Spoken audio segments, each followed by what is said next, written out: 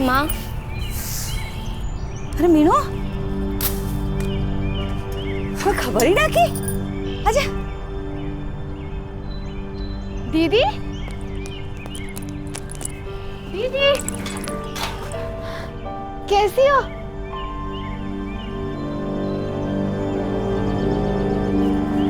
क्या हुआ? कुछ बोलती क्यों नहीं? दामाद जी कहाँ हैं?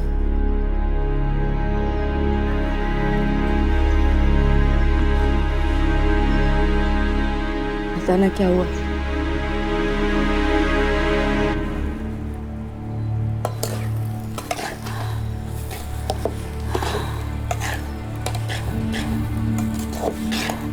पहले ही बोल दिया था, कुछ नहीं छुपाया था उनसे। प्यार से पहले ही बोल दिया था कि इतना हमारे लिए बहुत मुश्किल है, जो है इतना है बस। लेकिन माँ, वो लोग मानते ही नहीं है। रोज रोज वही रट, वही पिटाई।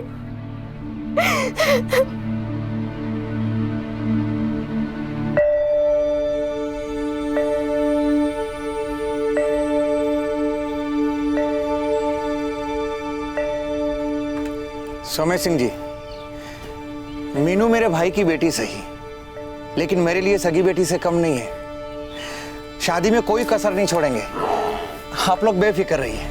लेकिन ये जो आप मोटरसाइकिल और 50,000 की बात कर रहे हैं ना, वो हमारे लिए बहुत मुश्किल है। सच कहती हूँ बहन जी। अब देखिए सविता बहन, जिंदगी कहाँ आसान है, मुश्किलों का पहाड़ ही तो है जिंदगी। अब दीपक आपका होने वाला दामाद नहीं, बेटा है बेटा। और आप अपनी बेटी को जो कुछ भी देंगी, उसी की तो जिंदगी संवरेगी। हमारा क्या है, बस ये दोनों खुश रहें। 8वीं तक पढ़ी है मेरी बेटी। उसके बाबूजी जिंदा होते ना तो कॉलेज पूरी करती। पढ़ाई को लेकर बहुत था उन्हें। बहन जी, थोड़ा हमारी हालत के बारे में भी सोच लीजिए। अजी अब 8 क्लास पढ़ी हो या कॉलेज, उससे क्या फर्क पड़ता है। उसे तो रोटी बनानी है, घर बार ही संभालना है, ये ना कि किसी के सर पे बैठकर डिग्री झाड़नी है। अब पत्रियां मिल गई हैं, बस इन्हें मिलाना बाकी है। अब इनके मिलने में कोई बाधा नहीं आनी चाहिए, खासकर आपकी तरफ से। देखिए सविता बहन, कई बार है ना, बड़े बड़े काम छोटी छोटी गलतियों की वजह से बिगड़ जाते हैं। सोच लीजिए आप।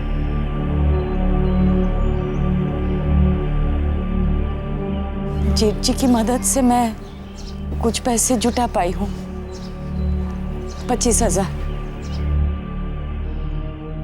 वो सारे के सारे दे दूंगी। उससे ज्यादा ताकत ना है। रहम कीजिए और मत मांगिए।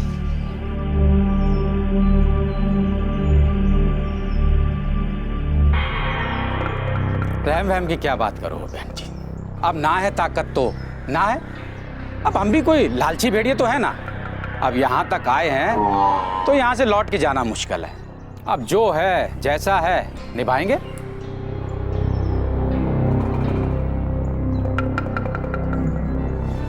लड़के वालों को एक मोटरसाइकिल और 50,000 रुपए नगद चाहिए थे, लेकिन गरीब लड़की वाले 25,000 के आगे सोच भी नहीं सकते थे। पर फिर भी लड़के वालों ने हाँ कहा, पर अंदर ही अंदर काफी नाखुश थे। उन्हें लग रहा था कि उनके बेटे की काबिलियत की तुलना में उन्हें बहुत कम मिल रहा है। नाइंसाफी हो रही है उनके बेटे के साथ। 7 फेरों के 9 महीने बाद भी लड़के वालों के दिल में आग सुलग रही थी। इस आग को, इस प्यास को बुझाने के लिए उन्होंने लड़की को अपनी माँ के घर वापस भेज दिया। अब गरीब विधवा माँ आखिर करती तो क्या करती। ये रोज रात को आते हैं, ताने मारते हैं, बुरी तरह से पिटाई करते हैं हमारी, और सास ससुर भी इनका साथ देते हैं। रोज रोज 50,000 और मोटरसाइकिल की बात निकालते हैं। मैं भी करूं तो क्या करूं?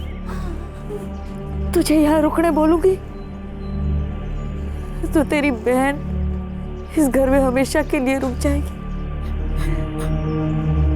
कोई ब्याह नहीं करेगा उससे।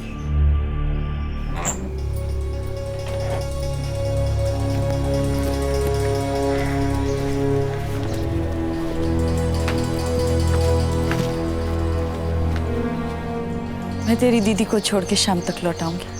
तू ख्याल रखना घर का। जी माँ।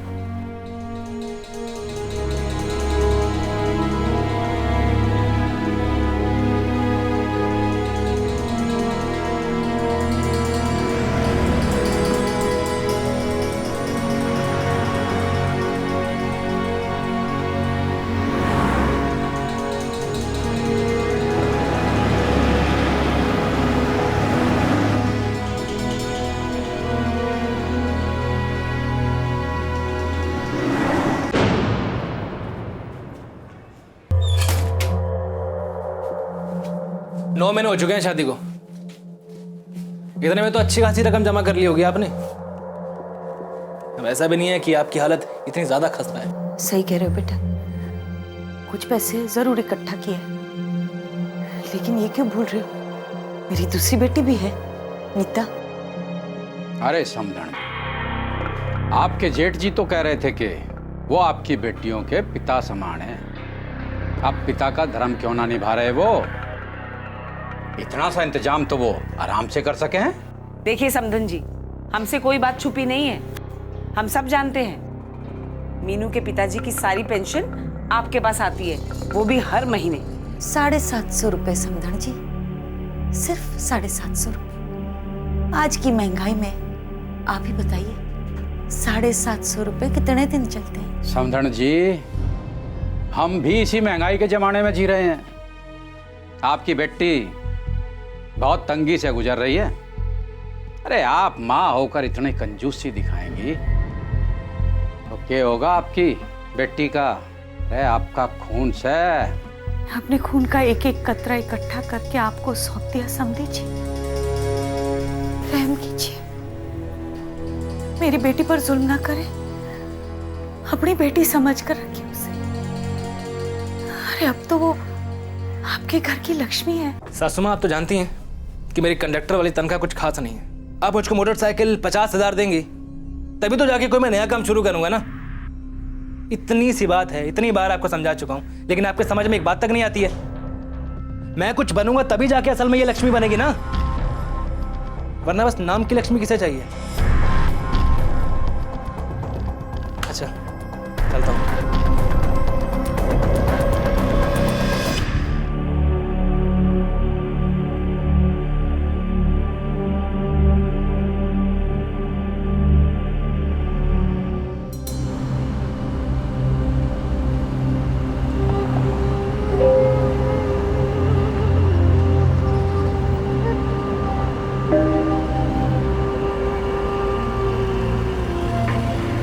पांच साल पहले एक रोड एक्सीडेंट में सविता के पति का देहांत हो गया। 3 साल पहले खुद सविता का एक रेल एक्सीडेंट हुआ जिसमें उसे अपना एक हाथ और पैर खोना पड़ा। अपाहिज तकदीर के बावजूद सविता ने अपनी दोनों बेटियों की परवरिश की। पर अब जब बड़ी बेटी पर ससुराल में हिंसा और जिल्लत का कहर टूट पड़ा था तो इस मां के पास हिम्मत नहीं थी ये कहने की कि बेटी छोड़ दे उस जल्लाद को और लौटा अपने घर। कहने को ये सबसे सही कदम होता है कि एक पीड़ित लड़की अपने पति का घर छोड़कर अपने मायके चली आए, लेकिन क्या ये ऑप्शन हर लड़की के पास होता है? अक्सर लड़की के माँ बाप ये सोचकर चुप हो जाते हैं कि समय सारे घाव भर देगा, समय हर मर्ज की दवा है, लेकिन क्या ऐसा होता है? सविता अम्मा जी, सविता अम्मा जी। क्या हुआ? फरीदाबाद से आपके लिए फोन आया है।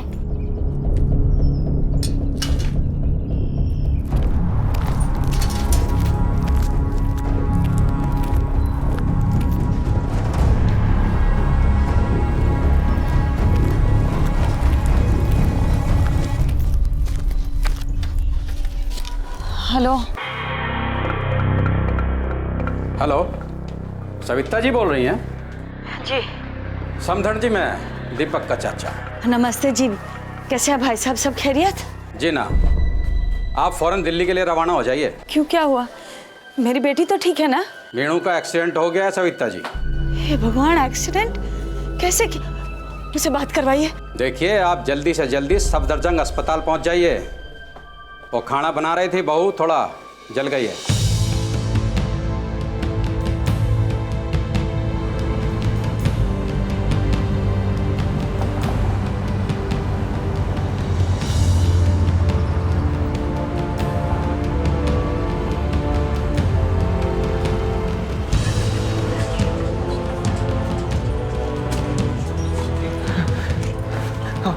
मैडम जी हमारी बेटी को यहाँ भर्ती किया गया है। कौन सा डिपार्टमेंट? खाना बनाते समय जल गई। जी। ओके, तो आप बंस वार्ड में जाओ, इधर से बाएं। अच्छा चलो।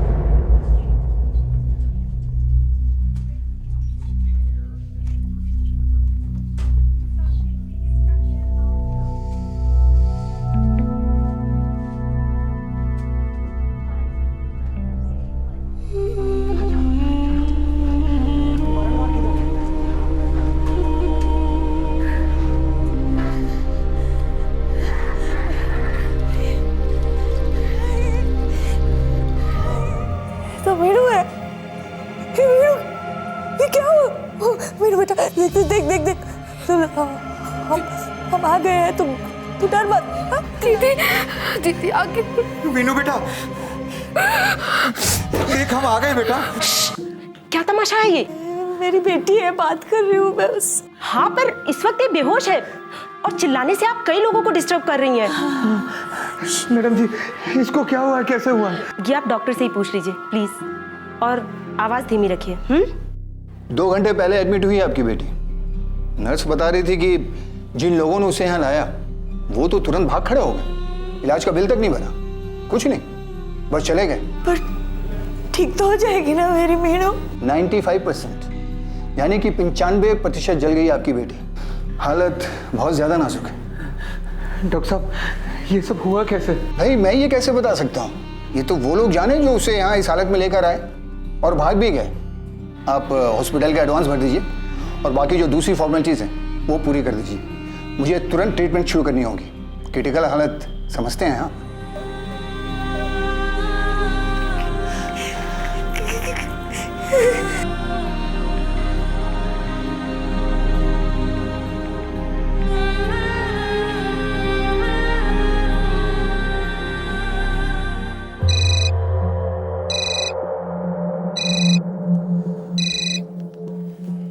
हेलो। दीपक बेटा, मैं मेनू का ताऊ बोल रहा हूँ। हाँ कहिए, क्या बात है? बताओगे तो तुम बेटा। बेटा ये मीनू को क्या हुआ और कैसे हुआ? चाचा जी ने फोन किया तो था मीनू की मम्मी को, बताया तो है उनको सब कुछ। मैं क्या बताऊँ अब, हमेशा की तरह खाना जला दिया उसने। कुछ हुआ होगा रसोई में, उसी को आग लग गई और क्या। दीपक बेटा मीनू की तबीयत बहुत खराब है और ऐसी हालत में तुम उसे अस्पताल में छोड़कर चले गए, क्यों? तो और क्या करते हैं हम? देखिए हमारा मीनू के साथ अब कोई लेना देना नहीं है। और एक बात और सुन लीजिए, अस्पताल का जो बिल आएगा ना वो हमारे नाम पे मत फड़वाइएगा, 1 पैसा नहीं दूंगा मैं। क्योंकि जब मैंने पैसे मांगे तब तो खूब तेवर दिखाया आप सबने, और बार बार ऐसे फोन मत किया कीजिए, और भी काम होते हैं जिंदगी में। दीपक क्या कहा? जेठ जी कुछ तो बोलिए, क्या कह रहे थे दामाद जी? माँ, ताऊ जी वो 40,000 रुपये अभी देने पड़ेंगे। 40,000? 40? तुम लोग एक काम करो, तुम लोग यहीं रुको, मैं पैसे का इंतजाम करके आता हूँ।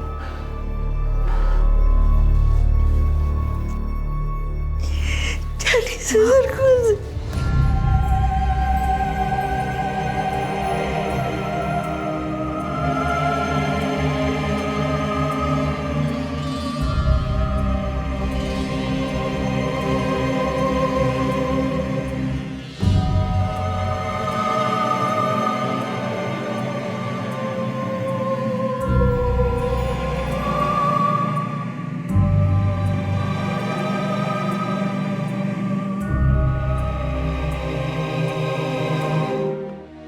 मीनाक्षी के 95% बर्न्स थे।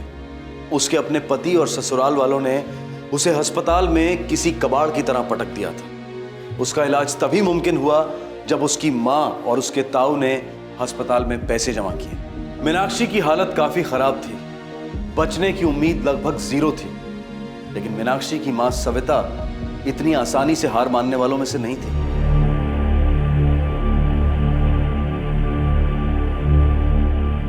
50,000 और मोटरसाइकिल नहीं दी तो उन्होंने ऐसे बदला लिया? ऐसे जेठ जी मेरे मीनू को जला दिया? अब वो सब सोचने का वक्त नहीं है। अब तो बस ये दुआ करो कि किसी तरह से हमारी मीनू की जान बच जाए। मेरी मीनू को कुछ नहीं होगा, लेकिन जिन्होंने उसके साथ ऐसा किया है ना, माता रानी की कसम, उनके साथ कुछ न कुछ होगा, बहुत बहुत बुरा होगा। शर्म आती है मुझे अपने आप पर, कैसी माँ हो, मजबूरी में अपनी बेटी को आग में धकेल दिया, लेकिन मैं उसे इस आग से निकालूंगी और उन सबको फूंक दूंगी मैं आपको।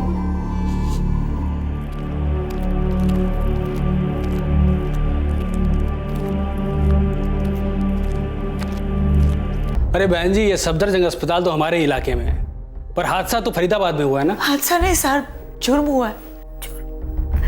और कहाँ हुआ उससे क्या फर्क पड़ता है? फर्क पड़ता है बहन जी, बहुत फर्क पड़ता है। एक तरफ आपका घर है, एक तरफ किसी और का घर है। अब कोई कहीं भी ऐसे नहीं घुस सकता ना। अरे मेरा घर फूंक दिया ये लोग ने, मेरी बेचारी बच्ची को जला दिया उसके ससुराल वालों ने। आप लिखिए ना, लिखिए, शिकायत दर्ज कीजिए ना साहब। शिकायत तो फरीदाबाद पुलिस ही लिखेगी, हम कुछ नहीं कर सकते।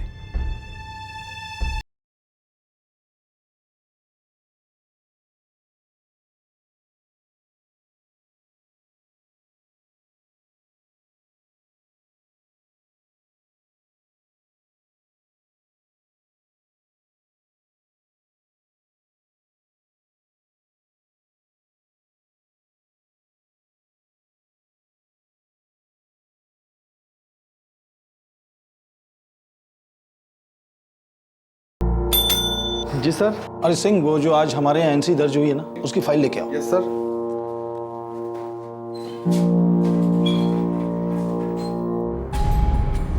मैडम, आपकी बेटी का नाम मीनू है या मीनाक्षी या मीनाक्षी सिंह? मीनाक्षी, वो प्यार से मीनू कहते हैं। आपकी बेटी के पति दीपक सिंह ने आज सुबह एनसी करवाई है कि उनकी पत्नी सुबह खाना बनाते समय जल गई, और स्टेटमेंट है कि मैं मीनाक्षी सिंह अपने पूरे होशो हवास में ये बताती हूँ कि मुझे जो जलने से घाव हुए हैं ये रसोई में खाना बनाते वक्त हुए हादसे से हुए हैं। इसमें मेरे पति या ससुराल वालों का कोई हाथ नहीं है, इसलिए उन्हें दोषी ना माना जाए। जो हुआ मेरी भूल से हुआ। मीनाक्षी सिंह। और मीनाक्षी ने अंगूठा भी लगाया डिक्लेरेशन पर। ये सब छल है। बड़ी चालाकी और धोखे से उन्होंने अपनी जिम्मेदारी और अपने पाप दोनों से हाथ धो लिए। वो सब तो मैं नहीं जानता। हमारे यहाँ एनसी रजिस्टर हुई है और मैंने आपको पढ़ के सुनाई है। अब आप सच सुनिए, उन्होंने मेरी बेटी को जिंदा जलाने की कोशिश की है। दहेज को लेकर बहुत परेशान कर रहे थे बेचारी को। तब क्या आप सो रही थी जब आपकी बेटी को दहेज के लिए टॉर्चर किया जा रहा था? तब आपने शिकायत दर्ज क्यों नहीं करवाई? तब तो आप खुद बनी बैठी रही। जब इतना बड़ा हादसा हो गया तो आप बहाना बना रही हैं दहेज का। बहाना मैं नहीं बना रही हूँ साहब, बहाने वो लोग बना रहे हैं कि मेरी मीनू खाना पकाते वक्त जल गई। तो उसने फिर इस पे अंगूठा क्यों लगाया? वही साहब मैं कह रही हूँ, मेरी बेटी अंगूठा क्यों लगाएगी? 8वीं तक पढ़ी लिखी है, साइन करना आता है उसे। उन्होंने उसे मजबूर किया होगा अंगूठा लगाने के लिए। छल है ये सब। वो आप जाने और आपकी बेटी जाने। मैं इस वक्त आपका केस दर्ज नहीं कर सकता। FIR लॉन्च नहीं होगी। जाने का रास्ता वही है जहां से आप आई थी।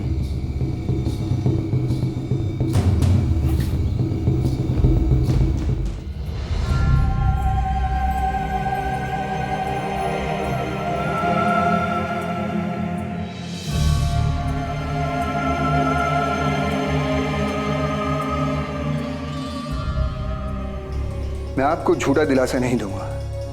बचने के चांसेस मान के चलिए है ही नहीं। ऐसा मत कहिए डॉक्टर साहब, सोने जैसी बेटी है हमारी, बड़ी हिम्मत वाली है वो। देखिए, मैं आपके दर्द को समझ सकता हूँ, पर मेरा काम है आपको सच बताना, सो मैंने बता दिया। वैसे हम लास्ट ट्राई कर रहे हैं, काफ़ी खून की ज़रूरत पड़ेगी। जल्द से जल्द आप ये खून का इंतज़ाम कीजिए। ये एक बहुत पेचीदा केस है। गले के नीचे पूरा बदन जल चुका है।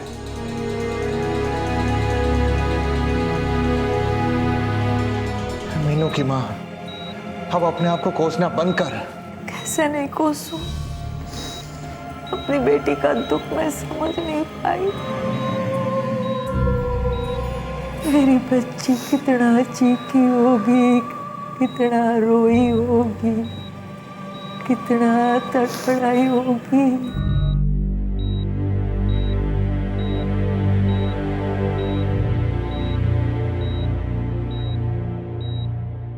आप पेशेंट के रिश्तेदार हैं? देखिए, मैं वंदना वर्मा हूँ, नेशनल कमीशन फॉर विमेन से आई हूँ। आपकी मदद के लिए आई हूँ। प्लीज़ मुझे बताइए, ये सब कैसे हुआ, कब हुआ?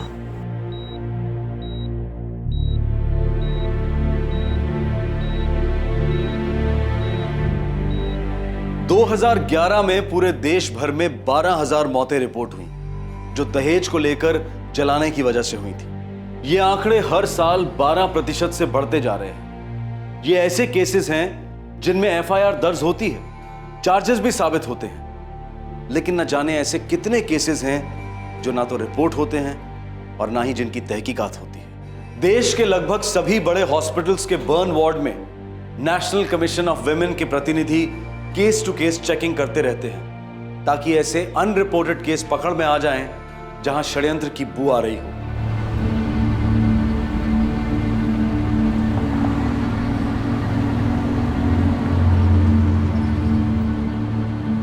देखिए सविता जी, हिम्मत ना हारें, हम आपकी बेटी को न्याय दिलाने की पूरी कोशिश करेंगे।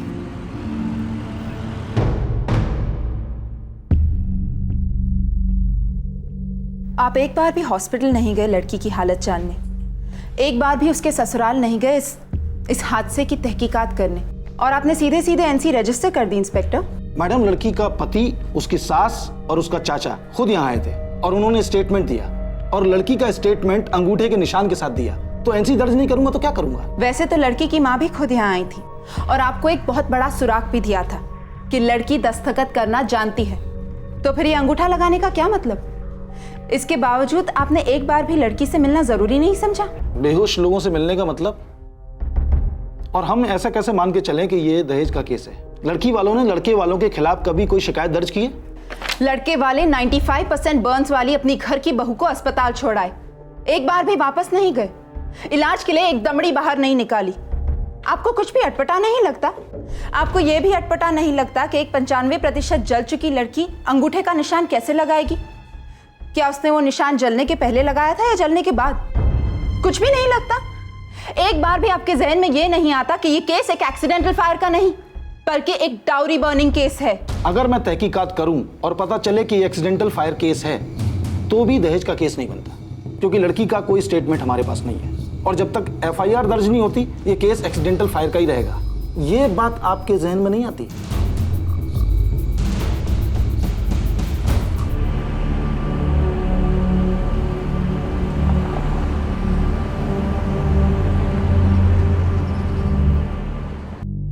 देखिए, इतना सा, सिर्फ इतना सा सुधार है हालत में, पर होश में कब आएगी ये मैं क्या, कोई भी डॉक्टर नहीं कह पाएगा। होश में आने के कई लेवल्स होते हैं। एक पुलिस को सीरियस स्टेटमेंट देने की हालत, दूर है, बहुत दूर। दूर है तो हम दूर तक चलेंगे, उम्मीद नहीं छोड़ेंगे।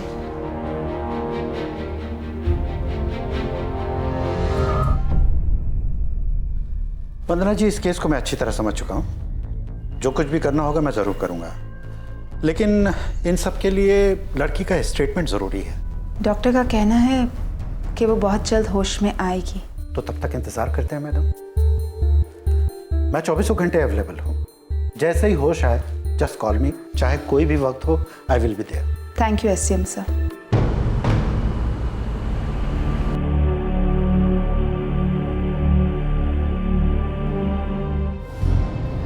सविता जी,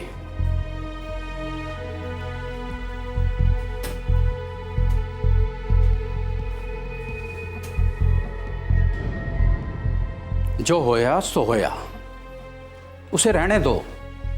रे छेड़ोगी तो आग और फैलेगी।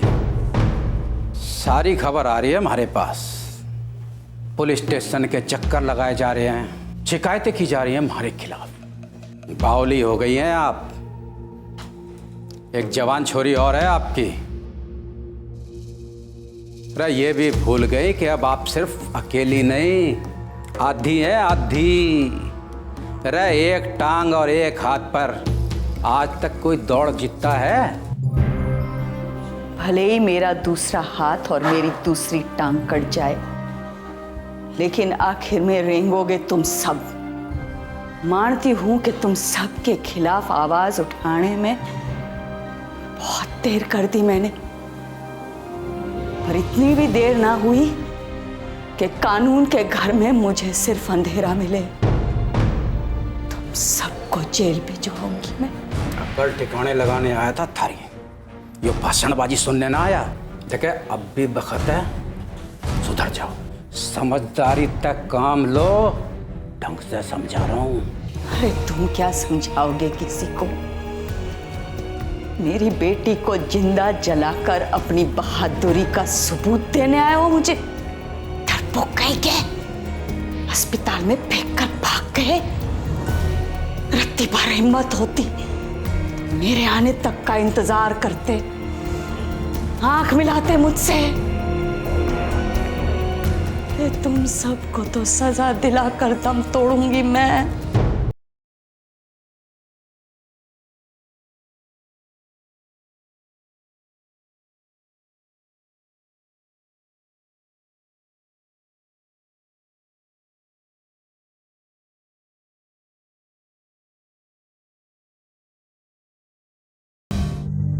जलने के बाद पूरा एक हफ्ता मीनाक्षी होश और बेहोशी की कगार पर तड़पती रही।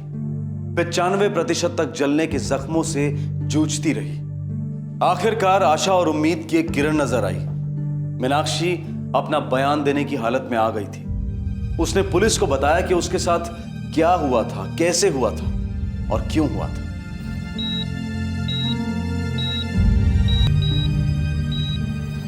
उस दिन मैं सुबह नहाकर बाथरूम से निकली ही थी।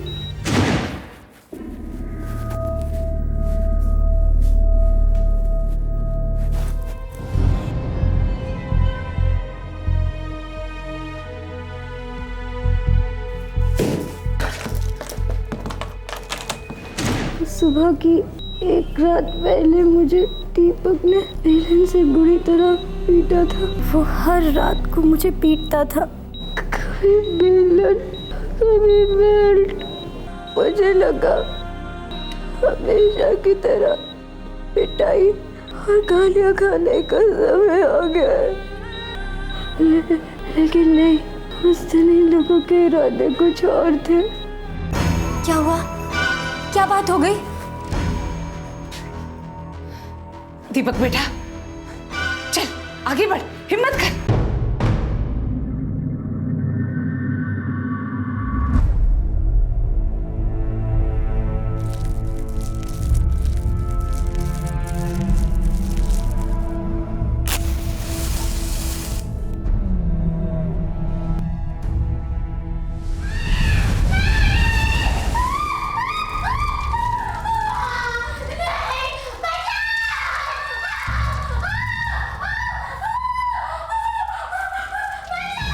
फिर क्या हुआ?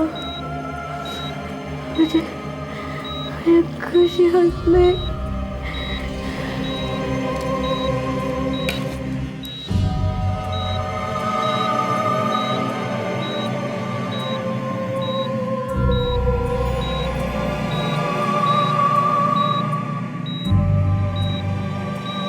अब मैं देखता हूं लोकल पुलिस स्टेशन कैसे एफआईआर दर्ज नहीं करता।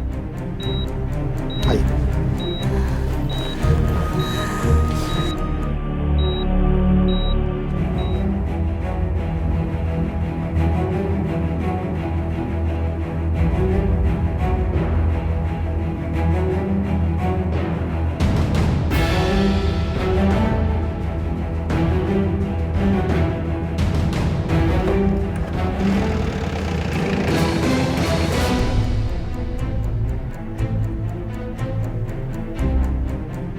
इंस्पेक्टर। Yes sir. दीपक और उसके पूरे परिवार को कल सुबह कोर्ट में पेश करूंगा और आपकी इन्वेस्टिगेशन की डिटेल रिपोर्ट चाहिए मुझे। Yes sir. एक और डिटेल रिपोर्ट चाहिए। कौन सी रिपोर्ट सर? जो ये बतलाए कि आपकी ऐसी क्या मजबूरी थी कि आपने एफआईआर दर्ज नहीं की और ना ही इस केस की इन्वेस्टिगेशन शुरू की, जबकि लड़की पर अटेम्प्टेड मर्डर हुआ था। बहुत सीरियस बात है इंस्पेक्टर।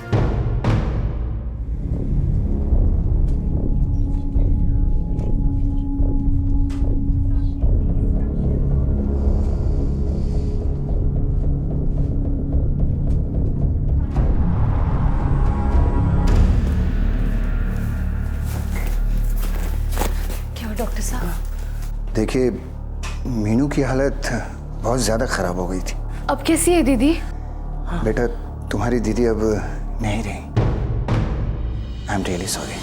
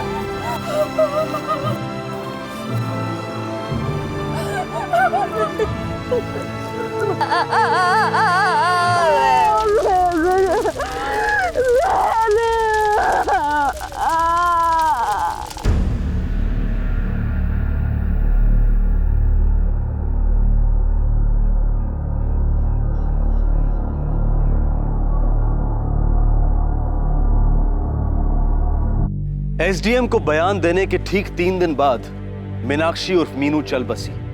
उसके पति दीपक, दीपक की मां और दीपक के चाचा पर सेक्शन 498A लागू हुआ और तीनों को हिरासत में लिया गया।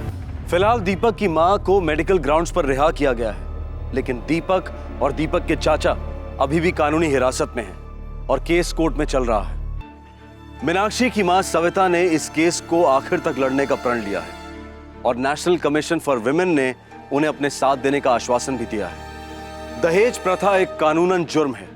सरकार की लाख कोशिशों और सख्त कानून के बावजूद मानो ये अपना आसन जमा कर बैठ गया है। हमारे समाज की नसों में लहू की तरह से दौड़ रहा है। जब भी कोई लड़का दहेज की मांग करता है, तब वो दरअसल अपनी इज्जत की कीमत लगाकर उसे बेच देता है। जब कोई परिवार दहेज की मांग करता है, तो वो दरअसल अपने सम्मान और अपनी गरिमा की नीलामी करता है। जब कोई लड़की दहेज देने के लिए राजी होती है, तो वो अपने लिए लालच की आग में जलकर खाक होने का खतरा मोल लेती है और ये आग कई मासूम लड़कियों को बर्बादी के लपेटे में लेती जाती है। और जो परिवार दहेज देने के लिए राजी होते हैं, वो अपनी बेटी के साथ साथ दूसरी कई बेटियों को दहेज की विनाशक आग में धकेल देते हैं। जब कठोर और मजबूत कानून दहेज प्रथा को नहीं रोक पाते, तो क्या तीखे शब्दों का वार काम कर सकता है? शायद हाँ।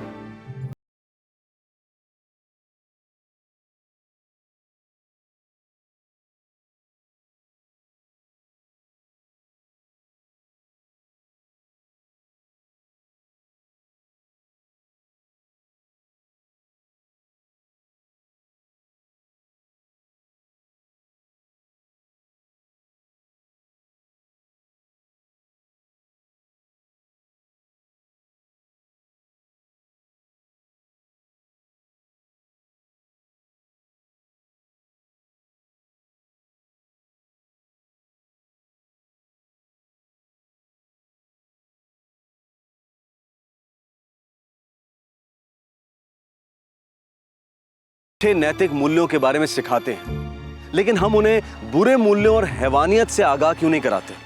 क्राइम पेट्रोल में हम बार बार बच्चों की सही एजुकेशन के माध्यम से बदलाव लाने की सोच पर जोर देते हैं। हमारा इस बात पर दृढ़ विश्वास है कि हम जो बीज बोएंगे वैसा ही फल पाएंगे। तब और सिर्फ तब हम एक ऐसे समाज की कल्पना कर सकते हैं जहां पर होता है, चलता है ऐसे शब्द सुनाई नहीं देंगे। आपसे फिर मुलाकात होगी क्राइम पेट्रोल दस्तक के अगले एपिसोड में। तब तक अपना ख्याल रखें, सुरक्षित रहें। जय हिंद।